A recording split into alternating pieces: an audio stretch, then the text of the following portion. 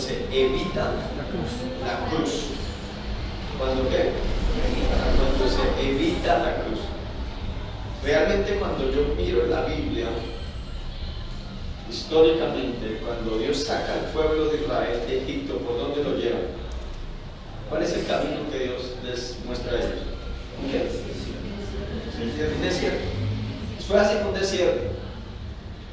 ¿No se han hecho esa pregunta? ¿Por qué el Señor lo llevaba por un desierto?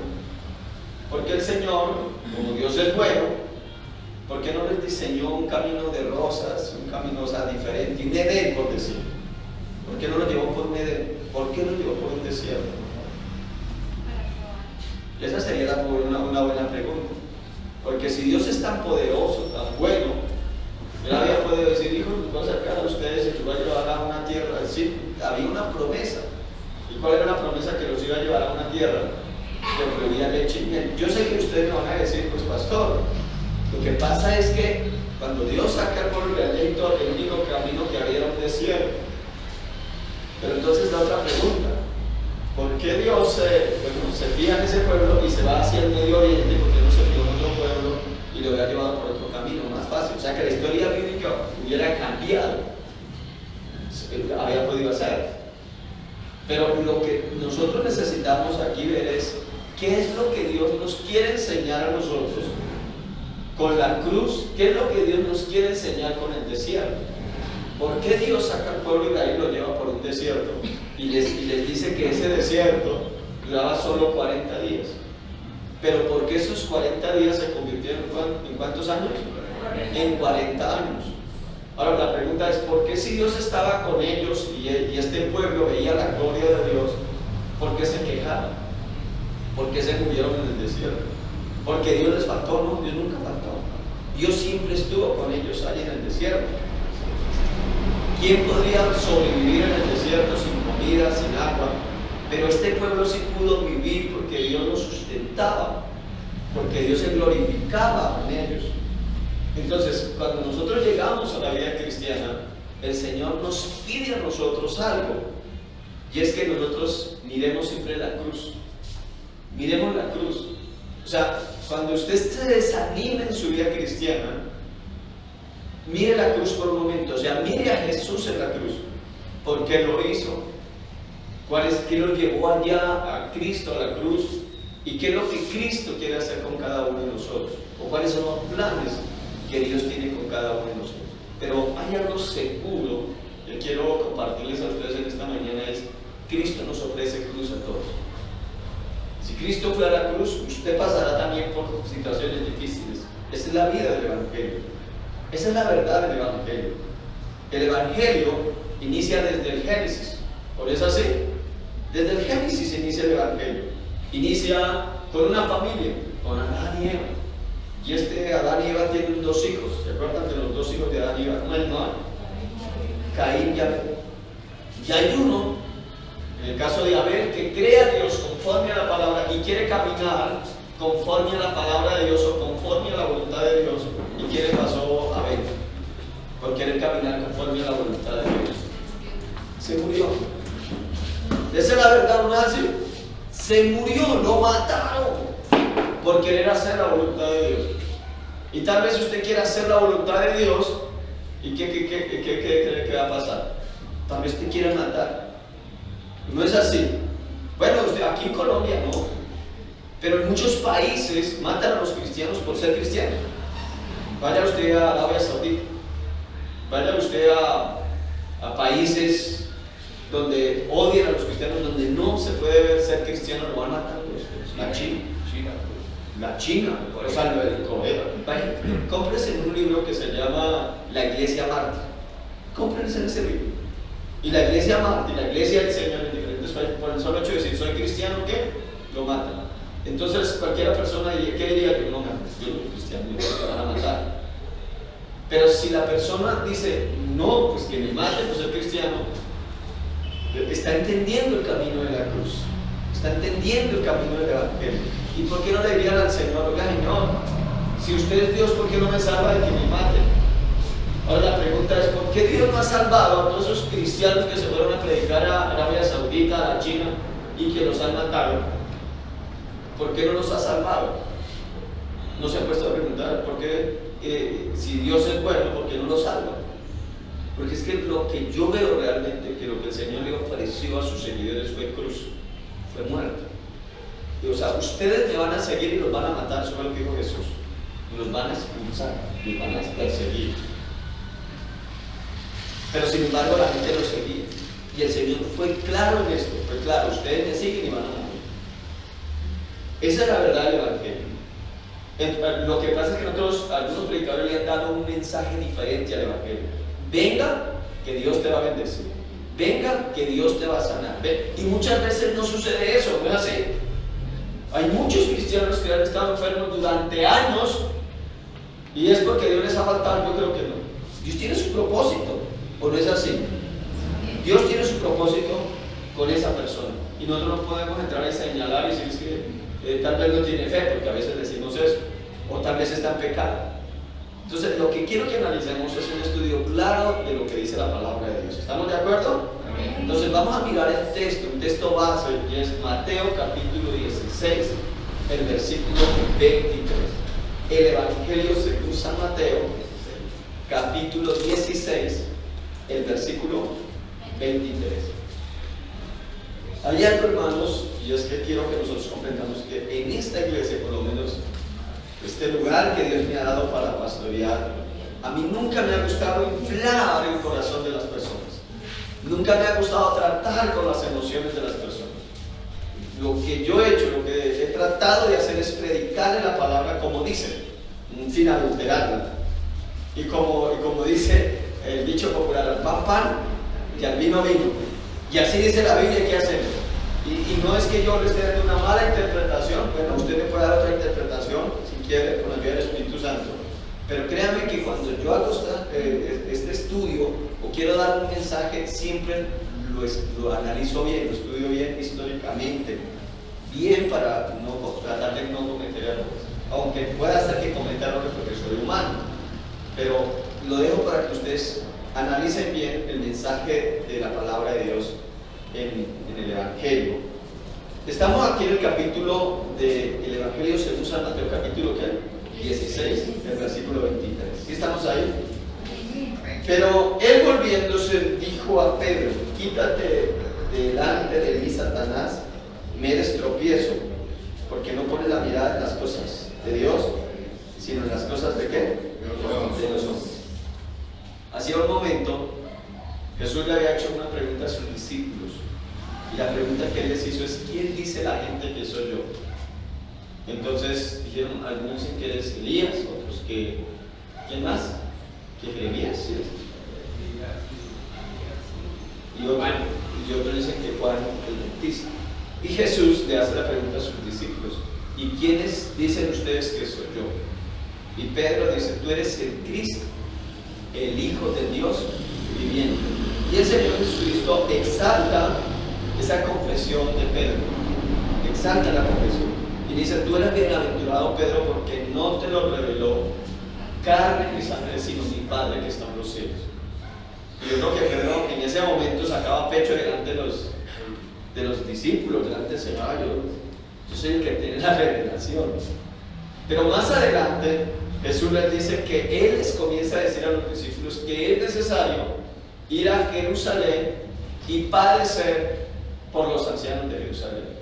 Es más, que es necesario ir a la cruz, le dice a los discípulos. ¿Y qué le dice Pedro? Cambió la confesión. ¿Qué le dijo Pedro?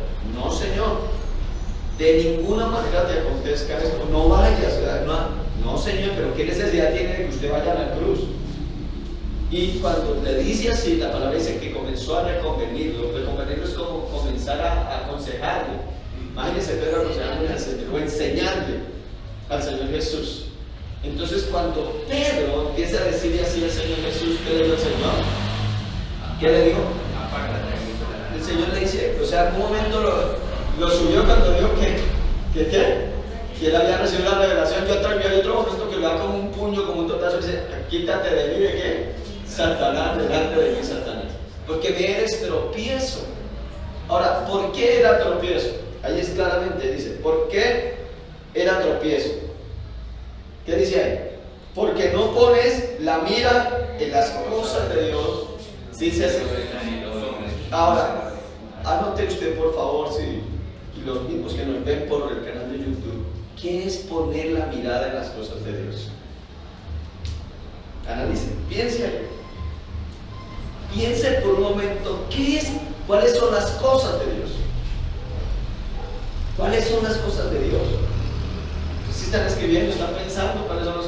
El mismo Señor le dice a Pedro, Pedro, me eres tropiezo porque no pones la mirada en las cosas de Dios. O sea que sí hay cosas de Dios. Sí hay cosas en las cuales nosotros debemos de ¿qué? De poner la mirada, de dedicarle tiempo. Y hay cosas de verdad que nos quitan la mira a nosotros de las cosas de Dios y nos ponen a mirar las cosas de los hombres o las cosas del mundo.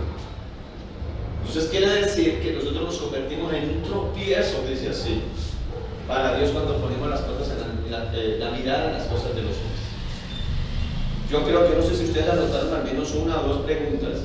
¿Qué es poner la mirada en las cosas de Dios? ¿O cuáles son las cosas de Dios? ¿Alguien nos escribió algo? ¿Qué será poner la mirada en las cosas de Dios? ¿Alguien escribió algo? ¿Ninguno? ¿O la razón que les dice o que les reveló Dios ahí usted sentado? Justicia, paz y gozo en el Espíritu, de la paz de Dios, el reino de Dios. O sea, de justicia, paz y todo. Pero parece que aquí cuando dice hay algo físico, o sea, hay algo físico, no es algo abstracto. Abstracto es cuando yo quiero, digamos, tengo sentimiento, sí, pero algo físico, está diciendo hay cosas que son de Dios y hay cosas que son del mundo. Entonces, o obras de Dios o en las cuales uno debe de dedicarse. ¿Sí? Entonces, ¿qué sería? ¿Cuáles son las cosas de Dios? ¿Alguien nos puede ayudar? La oración, la relación con Dios. ¿La qué? La oración, la relación con Dios. Esos son Una intimidad. una intimidad. Predicación. Vuelvo les digo, yo creo, Luis Carlos, porque es que, listo, orar es tener un diálogo con Dios, es una postración delante de Dios, pero cuando dice, porque es que ahí es claro, mire lo que dice, me eres tropiezo porque no pones la mira, ¿qué dice? Cosas. Sí, cosas, ¿cierto? Sí, sí, hay cosas. ¿Y qué son cosas? O sea, cuando hablamos de cosas, estamos hablando de algo físico, ¿no? Sí, cosas. Ahí hay una cosa.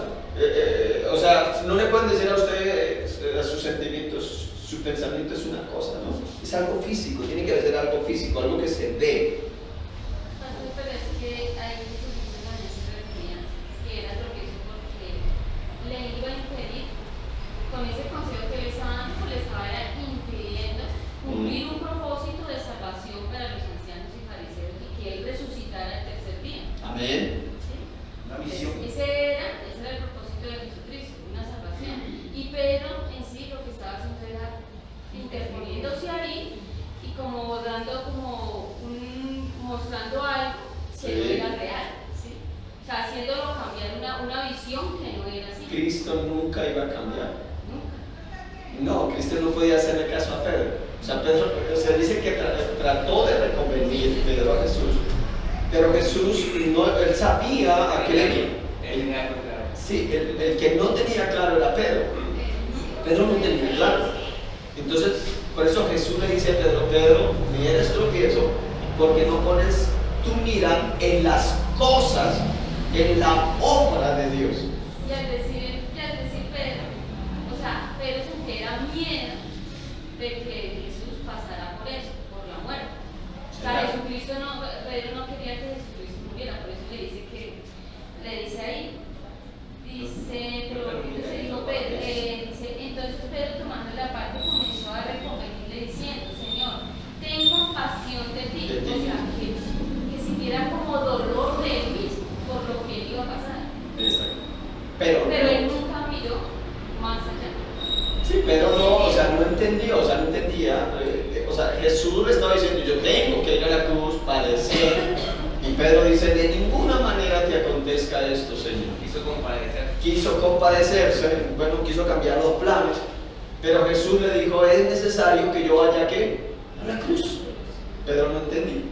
Pero lo que me preocupa a mí es cuando Jesús le dice a Pedro, ¿por qué no pones la mira en las cosas de Dios sino en las cosas de los hombres? Esa es la palabra que a mí me preocupa. Entonces por eso estoy haciendo la pregunta, ¿qué es poner la mira en las cosas de los hombres? ¿Y qué es poner la mira en las cosas de Dios? En ocuparse del reino de Dios. Entonces sí, entonces tenemos que ver con ocuparnos nosotros del reino, de las cosas de Dios. Bueno, Romanos 8 dice que el que se ocupa de las cosas del Espíritu, pues va a vivir, pero el que se ocupa de las cosas de la carne, va a morir. Pero sí tiene que ver con ocuparse en las cosas de Dios. Y cuando hablamos de las cosas de Dios, tenemos que hablar de la obra de Dios. De la obra de Dios. ¿Cuál es la obra de Dios? Estamos hablando de un pueblo, estamos hablando de una iglesia, de personas que Dios escogió. Desde antes de la fundación del mundo dice la Biblia que los escogió en Cristo para manifestar su gloria sobre ellos, sobre usted, sobre mí. Entonces es necesario que nosotros pongamos la mira en la obra de Dios. ¿Y cuál es la obra de Dios? Venir a recibir palabra. ¿Cuál es la obra de Dios? Adorar a Dios. ¿Cuál es la obra de Dios? Ir a llevar las buenas nuevas de salvación a los que no la conocen. O sea, no podemos quitar nuestra mira de lo que, para lo cual fuimos diseñados, fuimos creados. Porque la Biblia dice que nosotros somos luz en medio de tinieblas. Si es así, o sea, Dios te ha llamado y lo que Pedro estaba haciendo era, no, hagámoslo de otra manera. No, la Biblia dice que Dios te llamó a ti, me llamó a mí para que vayamos y prediquemos ¿qué? El Evangelio. Ahora, ¿qué va a pasar? Cuando nosotros vamos a ir a predicar el Evangelio, eso se llama poner la mira en las cosas de Dios. Eso es poner la mira en las cosas de Dios. Ahora, ¿qué nos va a llevar eso? A ir a predicar el Evangelio. ¿Problemas o no? El problema es que nos han dicho, vaya, que nos van a recibir. No, va a ser problemas. Tal vez algunos vayan a morir por ir a predicar la palabra de Dios. ¿Estamos listos para ir a morir? ¿Aló? Cristianos, ¿cómo nos dicen a nosotros? Asolapados, hipócritas. ¿Cómo dicen los cristianos? ¿Aló? Lambeladrillos. ¿Qué más les dicen? Bueno, nos dicen cantidad de cosas, ¿no? Monjitas, nos dicen a nosotros, santurrones. Todo eso nos dicen. Y hay algunos que se ponen bravos porque les dicen eso. ¿Es así o no es así? Pero Cristo le está diciendo, yo vine a hacer la obra de Dios y la obra de Dios tiene que ver con cruz. Yo me voy a ir a morir en una cruz. Igual yo voy a resucitar, pero voy a sufrir. Hoy ya tengo que ir a la cruz. Y le dice Pedro, no, Señor, no lo haga de esa manera. Pero la verdad es que Cristo está diciendo, si ustedes me van a seguir a mí, ustedes van a tener problemas aquí en la tierra. ¿Cuántos están listos para tener problemas aquí en la tierra por causa de Cristo Jesús? ¿No están listos? ¿Sí están listos o no están listos? Vamos a tener problemas por causa de Cristo Jesús. Porque nosotros queremos seguirle a Él, queremos obedecer a Él. El mundo no quiere obedecer a Cristo. El mundo no quiere servirle a Cristo. El mundo no quiere sacar a Cristo de todo lado. ¿Estamos de acuerdo? Entonces, les dije que desde el comienzo, desde el principio de la creación, el Señor, los que querían hacer la voluntad de Dios fueron ¿qué? Maltratados. Fueron muertos. El primer muerto, ¿quién fue? Abel. ¿Por qué murió Abel? Porque quería obedecer a Dios. Ahora, miren la Biblia, históricamente, miren la Biblia, que todos los hombres que querían hacer la voluntad de Dios murieron. ¿Ustedes han hecho el estudio de cómo murieron los profetas del Antiguo Testamento? ¿Sí han hecho el estudio? ¿Cómo murió Jeremías? ¿Cómo murió Isaías? ¿Aló? Sí, por eso. Hagan el estudio y miren que todos los hombres de Dios del Antiguo Testamento murieron, tuvieron muertes horribles. Y, o sea, de una manera tremenda. Que uno dice, no, pero si era el profeta de Dios, ¿por qué no lo guardaba Dios? Pero todos los hombres de Dios murieron de una manera desastrosa del Antiguo Testamento. Bueno, usted me dice, eso eran los hombres del Antiguo Testamento. Ahora le hago la pregunta, ¿cómo fue la muerte de los apóstoles? ¿Cómo fue la muerte de los apóstoles del Señor Jesucristo? ¿Han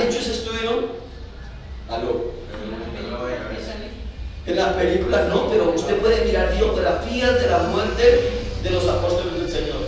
Y todos murieron terriblemente. Si no estoy mal, hay uno que murió, que lo lanzaron a un caldero lleno de aceite. Imagínense lo que era eso. Hirviendo, lo lanzaron allá, imagínense. Pedro murió crucificado, digo, yo no soy digno de morir como murió mi Señor. Jacobo fue muerto a espada. ¿Y todo por qué? Por seguir a Cristo. La iglesia primitiva, muchos murieron. Exactamente, y ahorita nosotros decimos, no, es que nosotros somos los cristianos de moda. No, el cristiano verdadero, amén, bíblico, va a sufrir persecución. Si usted no es un cristiano bíblico, no sufre persecución. Usted no va a sufrir, usted está tranquilo, porque usted no está haciendo daño en nada. ¿Me está comprendiendo lo que estoy diciendo? O sea, si usted es un cristiano bíblico, seguidor de Jesucristo, es necesario que sufra persecución. ¿No les está gustando este tema? Inquiétese por eso. ¿Está sufriendo persecución por causa de su fe? ¿O le aplaude? Entonces no está siendo un cristiano que esté haciendo la tarea aquí en la tierra. Eso lo digo con respeto. No está haciendo la tarea aquí en la tierra, porque el verdadero cristiano incomoda donde va. se convierte en la mochila de Satanás. Sí, es incómodo el cristiano. O sea, el verdadero cristiano incomoda a las demás personas. Y las demás personas te odian por ser cristiano. ¿Cuántos están listos a ser odiados por el mundo? Amén. Pero estoy listo para ser amado por Dios. Por eso dice, no pones la mira en las cosas de Dios, sino en las cosas de los hombres. Y ahorita vamos a mirar cuáles eran las cosas de los hombres. Entonces, tenemos que analizar históricamente eso.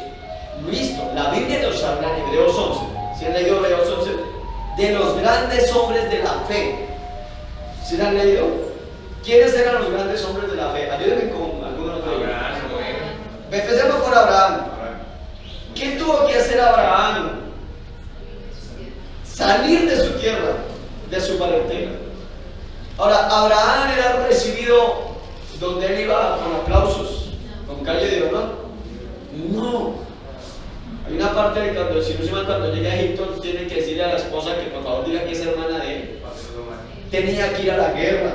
No podía, de hecho, dice que no podía estar en un solo lugar porque él peligraba. Ahí donde él se quedaba tenía que irse de un lado a otro. Tengo entendido que Abraham, lo llaman los hebreos, o sea, el primero que se llaman hebreos, si no estoy mal, no me equivoco, pero tengo entendido que el primero que llaman hebreo es Abraham. Y la palabra hebreo quiere decir cruzadores de ríos. O sea, quiere decir que ellos tenían que estar de allá para acá, pero estaban peligrando en todo lugar. En todo lugar estaban peligrando. Luego que hablamos de Noé, como usted me dice, Noé tuvo que sufrir el desprecio de toda la comunidad de ese tiempo, de todo el pueblo. Él les dice, Dios va a mandar un diluvio. La gente no creía. La gente se burlaba. Él construía una barca. Ahora, ¿cuántos años duró construyendo la barca? 120 años duró construyendo una barca. Y según estudios dicen que en ese tiempo no llovía sobre la tierra, sino que salía un vapor de la tierra. Entonces cuando Noé le decía a la gente, oye, es que va a venir un diluvio. ¿Cómo así? ¿Qué es un diluvio? Preguntaba la gente. Un diluvio es que va a caer agua del cielo. La gente decía, pero ¿cómo va a caer agua del cielo? Si nunca llovió. O sea, póngase usted a analizar, pero agua del cielo, no, eso nunca va a caer. Y 120 años duró Noé construyendo esa barca y predicaba que va a venir un juicio, y la gente que no le creía, le decían, yo me imagino que le decían loco, y ese es un loco. ¿Me está comprendiendo? O sea, se ganaba el odio de la gente. Pero cuando vino el diluvio, así la gente corría para que Noé les abriera la puerta del arca. El problema es que dice la Biblia que cuando vino el diluvio, Dios cerró la puerta del arca y la gente quería abrirla y ya no la pudieron abrir. ¿Qué aprendo yo de esto? que la misericordia de Dios estaba así, pero cuando vino el juicio, por más que usted quiera arrepentirse, ya está el juicio, se quedó, hermano. Esto es delicado. Entonces, lo que podemos ver es en Hebreos 11, como les digo yo, que estas personas, todos los hombres de la fe sufrieron. Ahí está Daniel. ¿Daniel sufrió o no sufrió? Pero de todas lo libró ¿qué? El Señor. El Señor lo libró. Algunos lo librarán, otros ¿qué? Morirán. Por ejemplo, analicen. ¿Por qué Jacob fue muerto a espada y por qué Pedro no? Porque quería mostrar su gloria. Esa es la pregunta. No entre a cuestionar a Dios. Entre a entender que el ser cristiano, el querer hacer la voluntad de Dios, va a sufrir persecución. Eso es lo que dice la Biblia. Yo no sé si... yo sé que nos gusta a nosotros que nos digan, hermano, su bolsillo va a ser lleno de plata, usted va a salir y va a llegar la bendición del cielo. Yo sé que sí, es verdad. Yo tengo un Dios, soy padre de 4 hijos, que Dios hasta el día de hoy me ha provisto, me ha dado para comer. Es verdad. Gracias, Señor. Por eso cuando yo aprendí, así sea un tinto, digo, gracias, mi Señor, a dar gracias por ese tinto, porque yo sé que es Dios quien me lo ha provisto. Entonces, de esa manera doy gracias. Entonces, miremos cómo los cristianos nosotros somos bienaventurados por causa de la cruz, o por causa de seguir a Cristo. ¿Estamos listos? Miremos Mateo capítulo 5.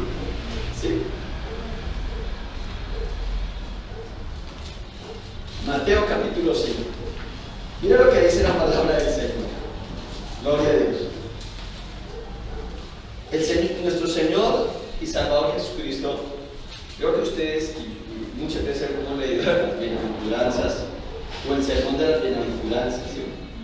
Pero hay que entender aquí a quién se está refiriendo el Señor Jesús cuando habla de las bienaventuranzas. Entonces aquí dice, viendo la multitud subir al monte y sentándose vinieron a él sus discípulos. Abriendo su boca les enseñaba diciendo, bienaventurados los pobres que en espíritu, porque de ellos es el reino de los cielos. Bienaventurados los que lloran, porque ellos recibirán consolación. Bienaventurados los mansos, porque ellos recibirán la tierra por heredad. Bienaventurados los que tienen hambre y sed de justicia, porque ellos serán ¿qué? Saciados. Bienaventurados los misericordiosos, porque ellos alcanzarán ¿qué? Misericordia. Bienaventurados los limpios de corazón, porque ellos verán a Dios. Bienaventurados los pacificadores, porque ellos serán llamados hijos de Dios. Hasta ahí. Note la palabra que empieza bienaventurados. ¿Quién es? ¿Cuál es el primero que empieza? ¿Con cuál es el primero bienaventurado? El primero es, ¿quiénes son los primeros bienaventurados? Los pobres ¿qué? De espíritu. ¿Y quiénes son los pobres en espíritu?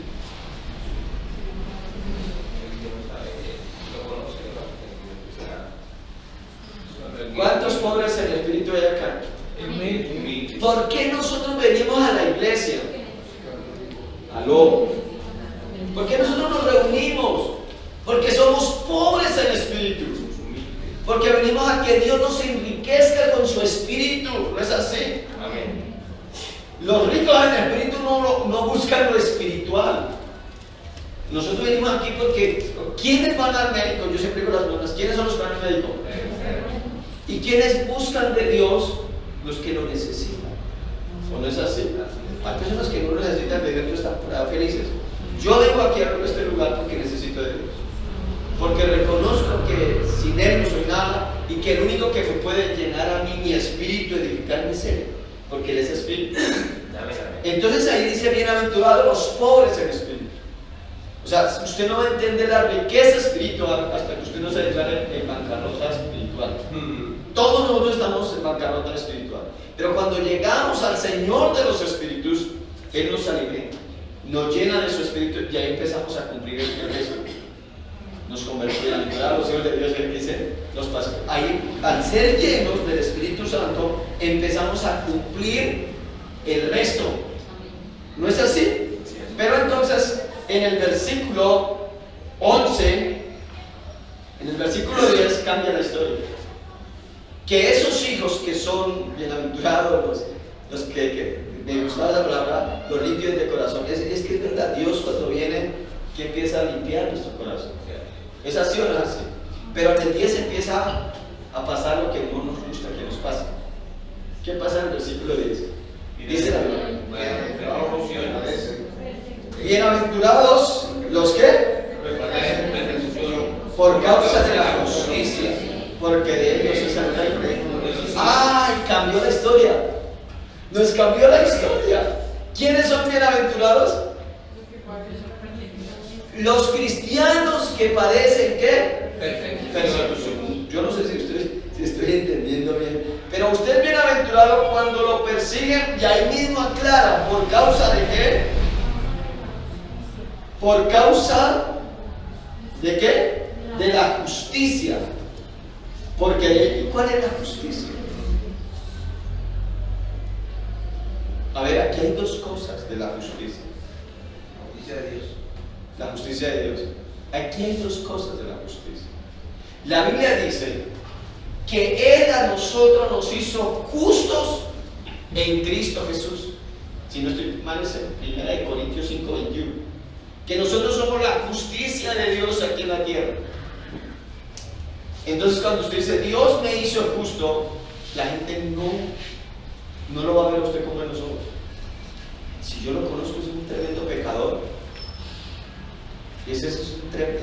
Y que ahora venga a hacerlas aquí de santo. No es que yo sea santo, sino que la Biblia está diciendo que Dios me hizo a mí justo por causa de Cristo. O sea, yo puse mi fe en Cristo. Le creí lo que Cristo hizo en la cruz del Calvario. Entonces ahora Cristo me hace justo, y entonces por esa causa sufro ¿qué? Persecución. También hay otra manera, es cuando yo me levanto y le digo a la gente y le digo al mundo: lo que usted está haciendo es pecado, eso está en contra de la voluntad de Dios. Yo me paro acá y les voy a decir esta palabra. ¿Cuántos de ustedes vieron hace como 20 días, un mes, no sé, de un papá que llevó a un niño, a su propio hijo, a Melgar y lo mató? ¿Sí lo vieron? ¿Qué pasó eso? Eso fue una conmoción nacional. Las redes sociales se llenaron de eso, las noticias, primera plana. El papá que llevó a un niño y lo mató, lo ahorcó. Y bueno, sí, lo ahorcó. Eso fue terrible, ¿no? Y escuché a un hombre que dijo: hoy me levanté con tristeza y odiando ser colombiano, odiando ser humano, porque los únicos que somos tan malos somos los humanos, decía él así. O sea, eso causó mucha indignación, muchos pensamientos, muchas cosas. Y nos alarmamos nosotros porque un padre mata a un hijo. ¿Es así o no es así? Ahora, ¿cuántos de ustedes se alarman cuando una madre aborta a un hijo? Hago esa pregunta. ¿Cuántos de ustedes se alarman y dicen: ¿cómo puede ser posible que la propia mamita está matando a su hijo? Ahora, la pregunta que les voy a hacer en esta hora: ¿ustedes han visto en los abortos cómo es que sucede eso del aborto?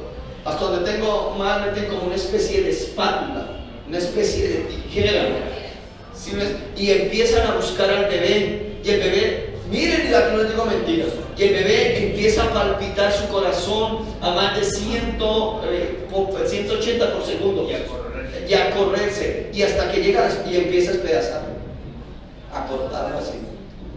Eso es una tragedia. Entonces yo me paro aquí a decirle al mundo que la iglesia cristiana, que como pastor, como seguidor de Jesucristo, estoy en contra del aborto. Entonces por eso yo voy a sufrir persecución. Yo voy a sufrir persecución por eso. Y me paro aquí a decir que estoy en contra de la Corte Internacional de los Derechos Humanos. Porque hoy en día todos son derechos. Si todo es válido, es un derecho y listo. No, hay una ley que está en el corazón de las personas. La Biblia dice que Dios pondría su ley en el corazón de las personas. Pero que la gente no quiere escuchar esa ley, quiere transgredirla como le hizo Adán, pues consecuencias van a tener. El mundo va a tener consecuencias. Y hoy me paro aquí a decir, hoy lo que estamos viviendo aquí sobre la tierra, la crisis que estamos viviendo, que es dolorosa, el hambre que se viene, es a causa del pecado, a causa de esas leyes que lo único que han hecho es violentar la palabra de Dios. Y entonces por eso voy a sufrir persecución, por eso voy a sufrir. Como pastor me han dicho a mí, claro, ¿usted qué hambre va a aguantar si la iglesia le da todo? Pues yo vengo a decirles aquí que no, yo trabajo, no dependo de la iglesia, no dependo de la iglesia. Nunca me he parado aquí a decir a la iglesia, traigan sus ofrendas y traigan sus diezmos porque no tengo que comer, nunca lo he hecho. Todos los días me levanto y me voy a trabajar, algunos días descanso, pero trabajo. Y por la misericordia de Dios he podido sacar a mis hijos adelante. Esa es la verdad. Entonces dice la Biblia que bienaventurados son cuando ¿qué? Los persiguen por causa de la justicia. Te van a perseguir. ¿Aló? Amén, amén. Te van a perseguir. Segundo, ahí dice bien. Ahora, ¿qué significa la palabra bienaventurado? Siéntase feliz. Nosotros, ¿será que nos sentimos felices porque nos persiguen por causa de Cristo? Yo sé que no, yo sé que usted no ríe. Yo sé que usted, no creo que usted ríe. ¡Ay, me están persiguiendo por ser cristiano! No. ¿Sabe quién se sentía feliz cuando lo perseguían por causa de ser cristiano? Pedro y Juan y el apóstol Pablo. Dice que ellos se sentían gozosos de ver cómo los maltrataban por causa de Cristo. ¿Se sentían qué? ¿Gozosos? No, yo sé que usted no se siente gozoso. Que lo maltraten, no. Hechos 5:40. Hechos, sí, ellos persiguen. Ahora, miren bien lo que dice la palabra del Señor. Bienaventurados sois cuando por mi causa, ¿qué? Os vituperen y ¿qué? Y persigan y digan toda clase de mal contra vosotros, ¿qué? Mintiendo. Ahora, por favor, yo no sé, Dios mío, a veces nos corremos. ¿Qué es lo que está diciendo la Biblia? Bienaventurados soy cuando ¿qué? Primero cuando vituperan. ¿Qué es la palabra vituperar? Ustedes son bienaventurados cuando os vituperen. ¿Qué es vituperar? Hablar mal, sí, pero esa palabra vituperar es despreciar. Por debajear. Vituperar es cuando te por debajen. ¿Aló? Amén, amén. ¿Usted está listo cuando los por debajen? Lo mismo que hacía, escúcheme bien, en Nehemías, el capítulo 4, si no estoy mal, cuando dice la Biblia que Nehemías iba a construir el muro de Jerusalén y llegaron ahí. ¿Quiénes fueron los que llegaron? ¿Sí se acuerda de quiénes fueron los que llegaron? Los de Etiopía, si no estoy mal, llegaron unos ahí y les decían cristianos o no, judíos débiles, les decían así. ¿Ustedes creen que Tobías, que les iban a permitir construir, eran débiles, no podían hacer nada? Y vituperar significa menospreciar. Ahora, yo le hago una pregunta, ¿usted está listo para ser menospreciado? ¿Cuántos de nosotros sufrimos por el desprecio? Aló. Mire, en estos días yo le dije a una niña, y yo quiero decirles a ustedes en esta mañana también lo siguiente. Una niña me dijo, tiene ya como 18 años, pastor, acabo de conseguir mi primer novio, me dijo así. Y tengo miedo. Le dije, ¿por qué tienes miedo? Me dijo, porque es mi primer novio. ¿Y tienes miedo de enamorarte? Me dijo, sí. Le dije, ¿sabe cuando uno tiende a volverse esclavo de la otra persona? Cuando la otra persona le dice, por ejemplo, él le va a decir, tan hermosa que eres tú, qué ojitos tan hermosos tú tienes, y empieza a halagarte. Y uno empieza a lo que empieza cuando, a ver, ¿qué hacen ustedes cuando su esposo o su enamorado les dice así? ¿Qué hacen ustedes? Se ponen contentos, ¿sí se ponen contentos? ¿Y qué pasa ahí? ¿Usted? Empieza a reírse así. ¿Qué pasa? Yo le dije a ella, cuando él te diga que tú eres hermosa, no sientas como si lo descubriste hasta ahora. ¿Ya qué? Yo ya lo sabía. Que era hermosa. O sea, nunca vayas a hacer lo siguiente, le dije diga así. Nunca vayas a pensar que tú eres hermosa porque Él te dijo.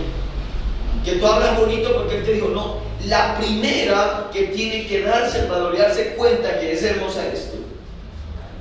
¿Estamos de acuerdo? Entonces, ¿qué pasa? Aquí muchos cristianos van a sufrir cuando ¿qué? Los vituperen, digan a nosotros. Entonces, no te van a causar daño esas palabras que te vituperen cuando tú entiendes tu valor. Alguien te dice a usted, vaya, coma, ¿usted qué dice? ¿Qué dice? A ver, usted se ofende. ¿No es así? ¡Se ofende! No se ofenda. Yo le digo a una persona, no vaya. No haga caso. Usted no sabe que no fue para eso. O sea, usted entienda su valor. O sea, el que se pone bravo es el que no entiende el valor. Ese es el que se pone bravo. Bienaventurados sois cuando os vituperen. ¿Qué más dice ahí la Biblia? Y os persigan. Y te persigue. O sea, que usted va caminando y el que te está vituperando, el que te está por debajeando va detrás suyo así, diciéndole cualquier cantidad de palabras. Usted que dice, no me siga porque la paciencia se me está tocando. No, siéntase bienaventurado cuando te persiguen por causa de Cristo. Pero también dice ahí, ¿y qué más dice la Biblia? Mintiendo. Eso duele, ¿cierto? ¿A cuántos de ustedes les duele que digan cosas de usted que usted no ha dicho? No, imagínense que dijeron que es que usted no lo ha dicho, pero usted se ofende por eso. O sea, es necesario que las personas mintieron contra Jesucristo. ¿Qué decían los fariseos cuando fueron delante de Pilato? ¿Fueron con mentiras o no fueron con mentiras? Que él estaba diciendo que él era el rey de los judíos y fueron y le dijeron a Herodes. ¿Saben lo que eso significaba para Herodes? Que le dijeran que él era el rey de los judíos. Herodes mató a su propio hijo, miren, a su propio hijo para que no le sucediera el reinado. O sea, Herodes amaba tanto el reinado, hubiese posesión, y ellos sabían, los judíos sabían que si iban y le decían a Herodes que Jesús estaba diciendo que era el rey de los judíos, era como si lo estuviera desplazando. Pero, y el mismo Herodes le pregunta a Jesús, ¿eres tú el rey de los judíos? Y el Señor no le contestó. Diga a la persona que está a su lado, hay veces que toca uno quedarse callado y no hablar con eso. Es al único que no le contesta. ¿Por qué no le contestó? Porque era un necio. Y hay veces que usted empieza a pelear con necios. Y hay veces que en el Evangelio usted es mejor que callar. Porque hay personas que no van a entender el Evangelio de Dios. Entonces, bienaventurados son cuando los persiguen a usted y mienten contra usted. Felices. Siéntase feliz. Ese es el cristiano. No está peleando. Bienaventurado cuando más. Gozaos, que se dice ahí. Gozaos y alegraos, porque vuestro galardón es grande en los cielos, porque así persiguieron ¿qué? A los profetas que fueron antes de qué. ¿Quién dijo estas palabras? Nuestro Señor Jesús. ¿A quién se las dijo? A sus seguidores. ¿Cuántos seguidores de Cristo hay en este lugar? Amén. ¿Les está recordando? ¿A quién les está hablando de promesas bonitas? Amén. ¿Sí hay promesas bonitas acá? Sí. Bueno, para el que entiende dice, sí, yo quiero ser perseguido, yo quiero que me vituperen. Sí, está diciendo, ustedes van a ser perseguidos, amados. Y no solamente van a ser perseguidos por causa de la justicia, sino que también va a suceder otra cosa. Mire lo que dice Juan capítulo 15, el versículo 18. Juan capítulo 15, el versículo 18. Yo no sé, pero esto es yo he leído que este es el Evangelio. Este es el Evangelio. Yo no veo otro Evangelio. El Evangelio que yo veo es si el mundo lo bueno es ahí que conocerá. Si el mundo ¿qué? Si el mundo ofrece saber que aborrecidos. Antes que a vosotros. Aló. Ay, yo estoy esperando que el mundo me quiera, que me gane don Luis Carlos, tan bella persona que es usted. Tan linda persona que es usted. La verdad es, el mundo lo va a aborrecer a usted. Sus vecinos no lo van a querer a usted. Sus amigos no lo van a querer a usted. Lo van a llevar con la doble. Al cristiano verdadero lo van a llevar con la doble. No lo van a querer. Si el mundo lo va a aborrecer. Eso le dijo Jesús aquí a sus seguidores. ¿Por qué? Ahí mismo les dice, ¿por qué los va a aborrecer? Dice, pero les dice, recuerden que a mí me aborrecieron, les dice así. Y luego les dice, si fueras del mundo, el mundo amaría ¿qué? Pero porque no soy del mundo, antes yo os elegí del mundo, por eso el mundo ¿qué? Os aborrece. Oye, ¿ustedes pueden creer lo que el Señor Jesús nos está diciendo? Que nos va a aborrecer el mundo. Que nos aborrezca el mundo, lo importante es que nos ame Cristo. ¿Estamos de acuerdo? Tercer paso. Mire lo que dice el capítulo 16. Estas cosas os he hablado para que no tengáis ¿qué? Tropiezo. ¿Qué dijo el Señor ahí en el siguiente versículo? Os expulsarán de las sinagogas, y aún viene la hora que cualquiera que os mate. Ay, Dios mío. Está diciendo la Biblia que nos van a matar, ¿no? Está diciendo la Biblia que a muchos cristianos los iban a matar. Dice ahí que pensarán que rinden servicio a Dios. Y harán esto porque no conocen al Padre ni a mí. Pero también aclara la Biblia. Léalo duro el versículo 3, ¿qué dice? Léalo duro. Y harán que esto El versículo 4, perdón. El versículo 4, léalo duro. Os he hecho unas cosas para que cuando llegue la hora os acordéis de que ya os lo había dicho. San Juan 16, 4. O sea, el Señor les está recordando aquí, mas os he dicho estas cosas. ¿Para qué? Para que cuando llegue la hora os acordéis que ya lo había dicho. Los van a expulsar, los van a sacar. Ahorita hay persecución contra la iglesia. Yo les dije hace 8 días que lo que se viene para la iglesia no es nada. No, lo que estamos viendo es nada. Pero se va a ver una persecución fuerte para la iglesia. Porque la única que se levanta en contra del pecado es la iglesia. Y la única que está en contra del gobierno es la iglesia. Aló. Amén. Por eso la iglesia, o sea, hay que tener en cuenta, la iglesia no se puede casar con el gobierno. Hay 3 instituciones aquí sobre la tierra, las cuales no pueden estar así. No pueden estar así unidas. El gobierno, la iglesia y la familia. O sea, lo que yo estoy diciendo es, el gobierno no puede decirle a los padres cómo educar a los hijos. Cuando el gobierno se mete allá, en la familia, está alterando su función o el rol de Dios. Hay un hombre que Dios lo puso para gobernar, pero no pueden decirle el gobierno a uno, a nosotros, cómo oficializar un servicio. Vaya y predique, pero prediquen así, no niño. Bíblicamente, muchos reyes quisieron hacer el oficio de sacerdote. Y cuando quisieron hacer el oficio de sacerdote, la nación cayó en crisis, el gobierno se fue en crisis, muchos reyes murieron en el pueblo de Israel, porque querían hacer el oficio sacerdotal. Entonces, Dios llamó a unos para ser reyes, para ser gobernadores, pero Dios llamó a otros para ser sacerdotes, ser pastores y predicar su palabra. Y no se pueden, no pueden tocar la esfera de cada uno o el rol de cada uno. Lamentablemente, en este momento, el gobierno está tocando la familia. Vaya usted, corrija a su hijo, a ver si no le cae la ley ahí. Ahí le va a caer la ley.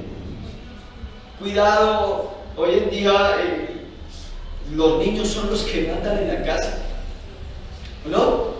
Ellos son los que mandan. Ellos son los que dicen qué programas de televisión hay que ver. ¿Aló? ¿Sí o no? Ya usted no lo puede decir, no, el niño se traba, toca ponerle el canal del que sí, Dragon Ball Z, toca ponerle eso. No hay autoridad en el colegio. ¿Qué pasa en el colegio? En el colegio los que mandan, ahora hay un consejo de alumnos. Sí, hay que hacer valer el derecho de los alumnos. Y los alumnos pueden pararse y pasar diciendo este profesor no nos sirve. Lo sacan. Otro matemático. ¿Cuánto viene eso así? En mi casa, bueno, cuando yo crecí, yo llegaba, estaban hablando dos adultos, y yo llegaba a abrir la boca, mamá me decía acercarte, le siento un revés. Ella le llamaba al revés, así era porque yo llegaba a esta inmediatamente me hacía esa lección. Entonces, yo creo que todo tiene un orden. Y yo no creo que los hijos tengan que llegar a gobernar la casa. Hay un gobierno, es el padre y la madre, y ellos son los que tienen que gobernar. Pero cuando se pone todo al revés, qué delicado, ¿cierto? Qué delicado es eso. O sea, ¿para dónde vamos? ¿Qué está pasando? Está todo al revés. Entonces nosotros como iglesia somos los únicos que nos levantamos y decimos, no estamos de acuerdo, porque ese no es el diseño de Dios. Entonces nos van a perseguir a nosotros por levantarnos y decir, estamos en contra del aborto, estamos en contra del gobierno cuando toca a los hogares, estamos en contra del gobierno cuando dice que él mismo va a poner sus propios sacerdotes. Eso pasó con Constantino, ¿se acuerdan? Sí. Constantino. Él mismo llevó incluso sacerdotes allá, puso aquí y estableció la iglesia que él mismo los ponía. ¿Sirvió eso? No sirvió. ¿Por qué? Porque al contrario, eso se volvió una autoridad. Y por eso la misma iglesia católica de hoy en día que pide perdón por causa de la Santa ¿qué? Inquisición. Era que no siguiera los roles de la iglesia católica, los iban matando. Y vaya, miren la cantidad de muertos, porque supuestamente la iglesia católica era la máxima autoridad de la humanidad. Y el Papa era ¿qué? Era Dios. Lo que dijera el Papa, había que hacerlo. Y como el Papa estaba aliado con el gobierno, eran amigos, eran así. Y vayan, miren ustedes la Santa Inquisición. ¿Sabe qué hacía el sacerdote? Cuando había personas que cogían la Biblia, porque empezando que era prohibido que las familias tuvieran Biblia. Y si había alguna familia que tenía una Biblia y se reunían a orar o con algunos vecinos ahí, y llegaba alguien y decía al sacerdote, en tal lugar hay unos que están reunidos allá orando. Cogía el mismo sacerdote, llamaba al alcalde y le decía, manden unos policías ahí, armados. El alcalde le mandaba a los policías y el sacerdote se iba con los policías o con los soldados. Cuando llegaba y los encontraba orando ahí, ustedes porque están leyendo la Biblia, esos pecados, el único que puede leer la Biblia soy yo. Y llegaba el sacerdote y así les hacía así, les echaba el agua bendita supuestamente y le decía a los soldados, a los policías que llevaban, maten. Cogían los soldados y ahí los dejaban más. Eso era la Santa Inquisición. Le llaman la Santa Inquisición a eso. La máxima autoridad del pueblo, ¿quién era? El sacerdote. ¿No se acuerdan? Bueno, si usted habla de acción viejito. Yo me acuerdo, sí. Un día fui a buscar el registro civil de mi mamá. Mi mamá no tenía registro civil. Yo le dije, ¿por qué mamá tú no tienes registro civil? Me dice, mi hijo, en ese tiempo tocaba bautizar al niño y se le daba una partida de ¿qué? De bautismo. Así que obligatoriamente tocaba bautizar al niño porque era como el registro civil. O tocaba. Entonces es la máxima autoridad. Entonces dice la Biblia, los van a expulsar de la sinagoga, los van a aborrecer, los van a perseguir, porque ustedes no son del mundo. Estamos listos para ser perseguidos por causa de Cristo. Estamos listos para manifestarle al mundo que somos cristianos verdaderos, que amamos su palabra, que queremos hacer lo que su palabra dice. Debemos de estar conscientes de eso. Ahora, ¿qué ofrece Cristo a la iglesia? Vida eterna. Mira lo que dice Mateo capítulo 8. El Evangelio según San Mateo capítulo 8. Dice la palabra del Señor, el versículo 20.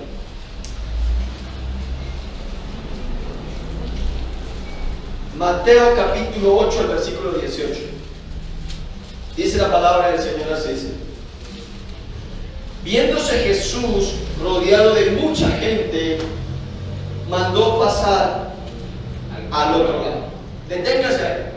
¿Cómo estaba Jesús ahí? Rodeado de cuánta gente?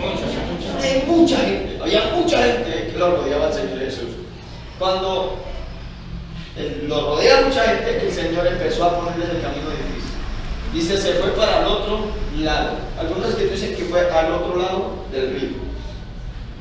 Entonces, como que en pocas palabras, yo como que me quiero alejar de la multitud. El Señor se quería que, como que el Señor sea esta multitud, como que no. Y a veces nosotros tenemos un error, amados. No es que Dios está allá donde está la multitud. Yo no estoy diciendo si está o no está, pero muchas veces el Señor le huía, bíblicamente el Señor le huía a la multitud. ¿O no es así? Le huía a la multitud. Y entonces algunos dicen, la voz del pueblo es la voz. ¿Sí han escuchado ese hecho? ¿Están de acuerdo ustedes? La voz del pueblo fue la que hizo crucificar a Jesús. Entonces no es la voz del pueblo, la voz de Dios. Entonces aquí Jesús se va al otro lado, dice la Biblia. Y vino un escriba, mire quién vino. Y vino un escriba y le dijo, maestro, te seguiré a donde quiera que vayas. ¿Quién le dijo? Yo lo quiero seguir. ¿Cuántos quieren seguir a Jesús? Amén. Un escriba le dijo, yo, Señor, te seguiré a donde quiera que vaya. En pocas palabras, voy a ser fiel a ti. Me quiero casar contigo, Señor. Quiero estar a tu lado, donde quiera que usted esté. Yo quiero ir ahí. Y mire lo que el Señor le dijo. Jesús le dijo, las olas tienen cualidad y las aves del cielo nidos, mas el Hijo del Hombre no tiene dónde qué. ¿Qué le quiso decir ahí el Señor Jesús? ¿Qué le quiso decir a Jesús a este escriba que le dijo, yo te quiero seguir?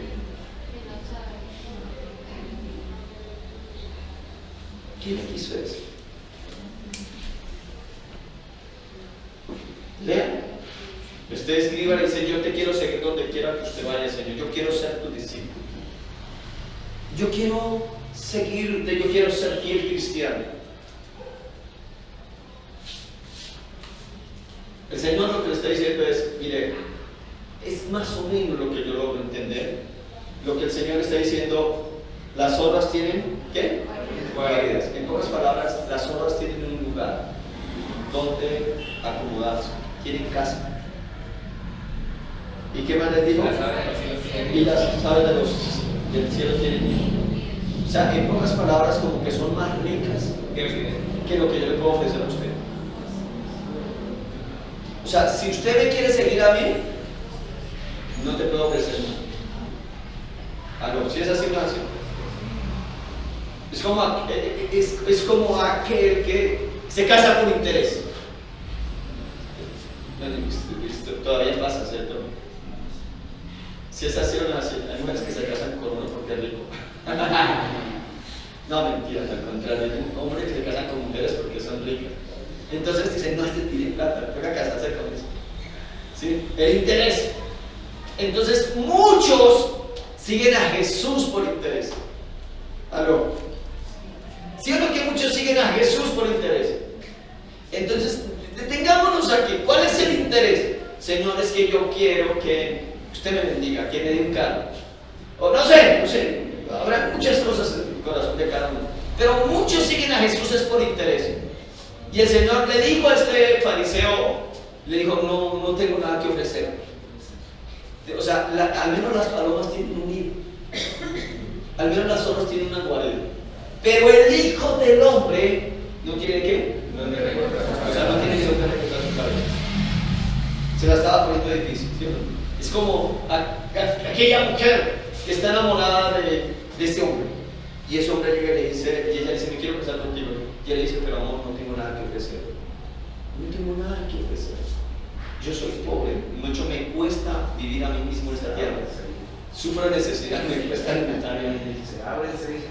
Y entonces, ¿qué le dice la mujer? ¿Qué le dice? No importa, yo a usted lo amo así. ¿Sí o no? ¿Eso se llama qué? Eso se llama amor. Amor ciego. ¿Sí o no? Ciego. Entonces, lo que el Señor está diciendo es: si ustedes me siguen a mí, me van a seguir es por lo que yo soy, no por lo que les vaya a ofrecer. ¿Cuántos están dispuestos a seguir al Señor así? O sea, yo lo amo a Dios. Y por eso les digo, siempre tenga en cuenta la cruz en su vida. Tenga en cuenta la cruz. Tenga en cuenta que Cristo pagó por usted. Tenga en cuenta que no hay más grande amor que te puedan ofrecer que el amor de Cristo Jesús. Amén. Que no hay nada más que te pueda llenar en el mundo. Si quieres buscar el mundo, búscalo. Llene sus bolsillos de plata. Llene su mente y su corazón de placeres, porque eso lo puede hacer usted. Salga a viajar. Camine por el mundo. Diga, yo quiero conocer el mundo. Pero en la medida en que usted vaya por el mundo, va a llegar a un lugar donde usted se va a sentir vacío. Pues sí, hay muchas cosas bonitas, pero como que no hay nada nuevo, lo único no es comida. Pero no se va a sentir bien. Que es que lo que hace feliz al mundo, a las personas, es los placeres. ¿Sí han escuchado una canción que levante la mano el soltero feliz? ¿Sí han escuchado? A lo que es que levante la mano el soltero feliz, el que duerme con una, amanece con otra. ¿Y no cómo se llama eso? O sea, le está diciendo que ser feliz es que es tener hartas mujeres. Eso es lo que el mundo ofrece. Pero Cristo ofrece algo diferente. Cristo, por ejemplo, ofrece: ¿usted quiere ser feliz? ¿Cuántas mujeres debe tener? Una. Si es así, una así. ¿Quiere ser feliz? Tengo una sola mujer. ¿Aló? Está a favor de la abstinencia el Señor. Pero que el mundo le ofrece que felicidad es conocer a uno, conocer al otro, estar aquí, estar allá. Eso es lo que ofrece el mundo. Pero el Señor ofrece un camino diferente, un camino de persecución, un camino de abnegación. El mismo Señor dice: cualquiera que no dejare padre, esposa, hijos por seguirme a mí. Está diciendo es que no haya nada en el mundo que te haga quitar la mirada de mí. Entonces tenemos que nosotros analizar lo que la palabra del Señor nos está diciendo en esta mañana. Y termino con este verso bíblico en Mateo 4. Miremos lo que el mundo ofrece, o lo que el diablo ofrece, a lo diferente que ofrece nuestro Señor y Salvador Jesucristo. Capítulo 4, el versículo 7. Evangelio capítulo 4, el versículo 7. Jesús le dijo: escrito está, no tentarás al Señor tu Dios. Otra vez le llevó el diablo a un monte muy alto y le mostró todos los reinos del mundo. ¿Y qué? La gloria de Dios. Deténganse ahí. ¿Qué le mostró Satanás a Jesús? Los reinos y la gloria de ellos. del mundo y la gloria de Dios. ¿Y qué le dijo? Todo esto, sí le dijo así. Y le dijo: todo esto te daré si postrado ¿qué? Adorar. Deténgase ahí. ¿Qué le ofreció Satanás a Jesús?